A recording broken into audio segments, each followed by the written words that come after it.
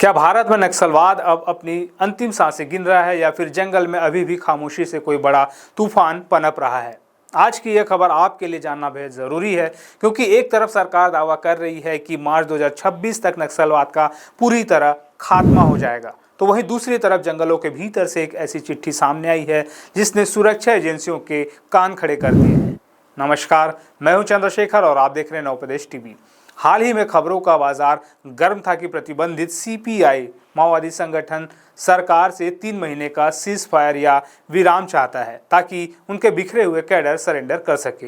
यह खबर सुनकर लगा कि शायद शांति का रास्ता अब साफ हो रहा है, लेकिन कहानी में अब एक बहुत बड़ा ट्विस्ट आ गया है। माओवादियों के केंद्रीय सैन्य आयोग यानी सीएमसी ने एक नया और बेहद आक्रामक फरमान जारी कर दिया है।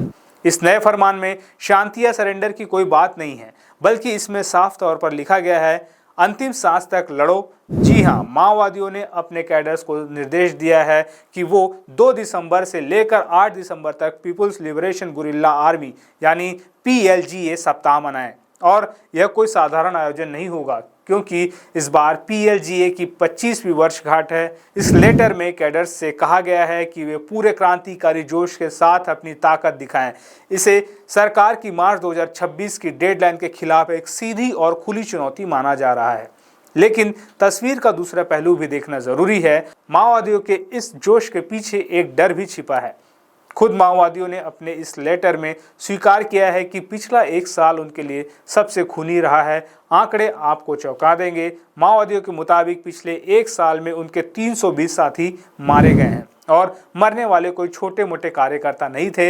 इनमें 8 सेंट्रल कमेटी के मेंबर और 15 बड़े राज्य स्तरीय नेता शामिल थे। यहाँ तक कि महासचिव बसवराज माडवी हिड़मा का नाम भी इस लिस्ट में है।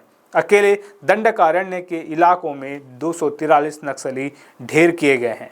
यह साफ दर्शाता है कि सुरक्षा बलों का दबाव उन पर कितना ज्यादा है। अब सवाल यह उठता है कि क्या सरकार इस नई धमकी से बैकफुट पर आ जाएगी? जवाब है बिल्कुल नहीं। एक वरिष्ठ पुलिस अधिकारी ने साफ कर दिया है कि सरकार की वेट एंड वॉच की कोई नीति नहीं है, चाहे नक्सली सरेंडर की बात करे या लड़ने की। अगर उनके हाथ में हथियार दिखे तो सुरक्षा बल उनका सामना करेंगे। प्रधानमंत्री नरेंद्र मोदी और गृहमंत्री अमित शाह ने भी बार बार दोहराया है कि अभियान नहीं रुकेंगे। सुरक्षा एजेंसियां पूरी तरह अलर्ट मोड पर है, क्योंकि उन्हें आशंका है कि माओवादी अपनी गिरती हुई साख और मनोबल को बचाने के लिए इस पीएलजीए सप्ताह में कोई बड़ी हरकत कर सकते हैं।